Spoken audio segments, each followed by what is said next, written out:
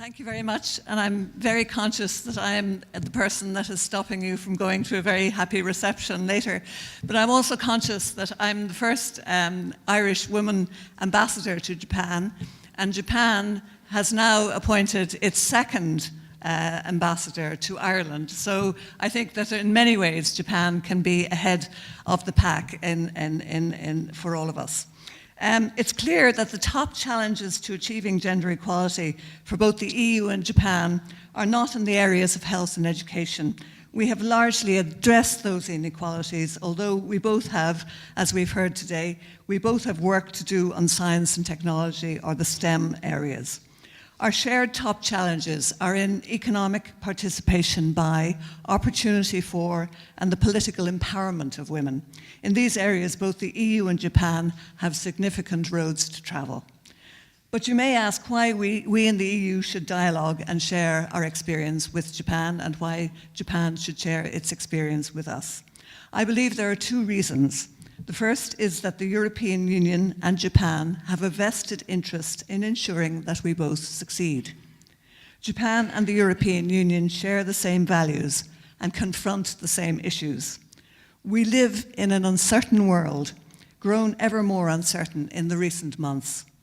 What both the EU and Japan need are vibrant economies where the aspirations and potentials of all our citizens are realized. We want to do more trade and business. We want both our large economies to be more creative and innovative. The more that the gender equality agenda is advanced, the likelier it is that our economies will do better. In this context, we also look to the economic partnership agreement that is currently being negotiated between the EU and Japan as a key platform for further engagement. We hope that the negotiations can be completed by the end of this year or early next year. The second reason why Japan and the European Union should dialogue more about gender equality is that it makes sense to do so. As we confront the same issues, it makes sense for us to travel that road in dialogue with each other, sharing ideas about what works and what does not work. As we have heard today, in the European Union, some of our member states top the league for gender equality in the World Economic Forum's Gender Gap Index. But some of our member states are also at the bottom of the league of the developed states in the same index. So while some countries in the European Union have found solutions to the issues that confront us, some are still struggling with these issues. The different histories, traditions, and cultures of our countries mean that we have taken different paths, just like Japan. We all have a real-life experiences to share with each other. Japan, I have to say, is very fortunate to have a very strong advocate for women's empowerment in the form of Prime Minister Abe. There are few countries in the world where a leader has taken such an open and progressive stand.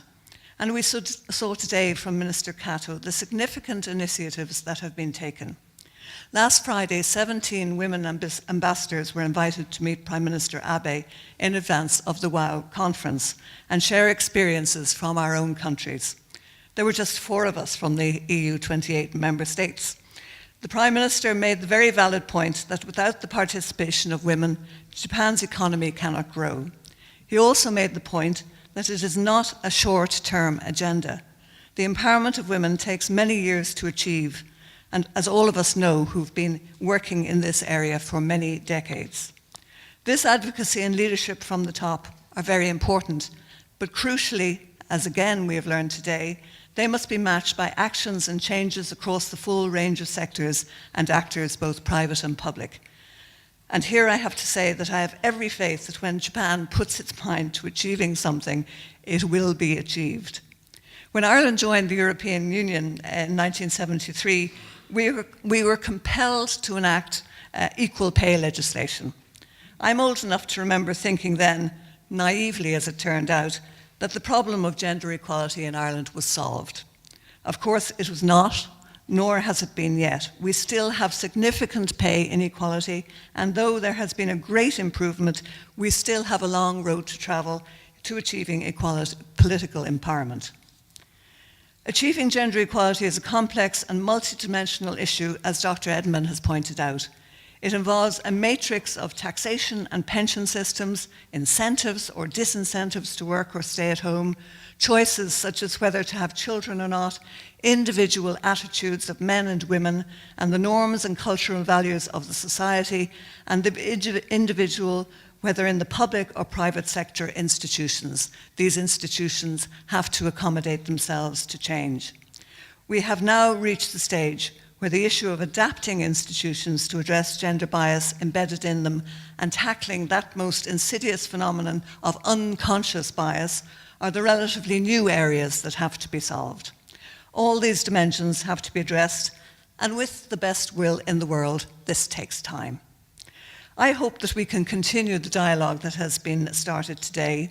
I hope we can use the policy frameworks between the EU and Japan to continue this. And I look to the future for conferences such as this, where we can share ideas and continue that strength.